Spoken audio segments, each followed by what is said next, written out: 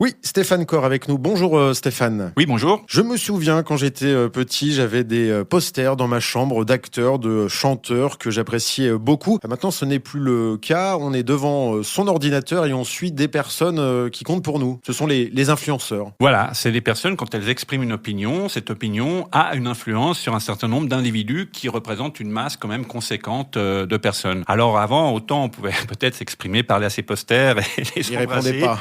Non, il n'y avait pas tellement de réaction. Tandis que là, aujourd'hui, c'est multidirectionnel où on peut s'adresser à quelqu'un qui a de l'importance pour nous et potentiellement obtenir une réponse. Maintenant, justement, on a largement dépassé l'aspect limité des acteurs ou des gens qui étaient des artistes et autres, et on a des influenceurs dans tous les domaines de la vie, de la société, et qui, par leur fonctionnement quotidien, en le mettant à disposition des gens, sont suivis par des milliers, voire des centaines de milliers ou des millions de personnes. C'est pour ça qu'il y a différentes catégories d'influenceurs, mais est-ce qu'il y a un seuil de départ pour se dire influenceur? C'est d'être suivi quand même par une communauté plutôt conséquente. Maintenant, ça pourrait être quelques centaines de personnes du moment qu'il y a beaucoup d'interactions. C'est-à-dire qu'il y a beaucoup de commentaires, il y a beaucoup de relations entre la personne qui est suivie et les gens qui la suivent.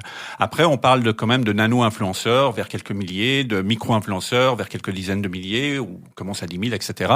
Et puis, d'influenceurs à plus de 100 000 et vers des millions. Maintenant, plus il y a de personnes qui suivent, moins il y a d'interactions avec chacun, ce qui est plutôt logique, hein. Mais ce qui est important, c'est l'engagement. Il faut de l'engagement à la fois de l'influenceur et aussi de sa communauté. Voilà, ce qui fait de quelqu'un un influenceur, c'est sa capacité à justement modifier une opinion dans un certain sens ou influencer une communauté par ses recommandations, par ses actions qui peuvent être positives, mais des fois qui peuvent être aussi négatives. Alors les posters, ils ne nous répondaient pas, hein, on l'a dit. Maintenant, les influenceurs peuvent répondre. Est-ce qu'il y a pas un danger quelque peu derrière ou Alors, il y a, pour la majorité d'entre eux, on pourrait dire, pas forcément un danger. Il y en a qui font de très bonnes actions, qui sont aussi dans le domaine artistique ou qui font finalement de l'éducation à la citoyenneté numérique d'une certaine manière, qui font des recommandations positives. Mais il y a une catégorie d'entre eux qui abusent des fois un peu de leur pouvoir, soit alors dans le cadre de cas de harcèlement sexuel ou d'abus sexuels qui ont été dénoncés. Ça, il faut faire attention à prendre une distance aussi avec certains profils. Il faut toujours être vigilant. Et d'autres, quelque part, qui vont peut-être recommander des produits qui ne sont pas forcément les plus sains parce que simplement, ils sont payés pour faire ces recommandations et ils n'auront pas forcément beaucoup de préoccupations sur la qualité du produit qu'ils recommandent. Donc c'est un environnement qui peut être complexe. La lecture, elle n'est pas aussi simple que celle quelque part des médias, si je devrais donner une comparaison, parce que l'information, on n'a pas de garantie sur sa qualité. Donc il faut être vigilant, il faut prendre de la distance, avoir un regard critique sur les contenus qui sont diffusés par ces communautés. c'est comme avec les posters, faut pas être fanatique. Voilà, donc le fanatisme est toujours dangereux, hein, c'est comme l'amour aveugle dans une certaine mesure.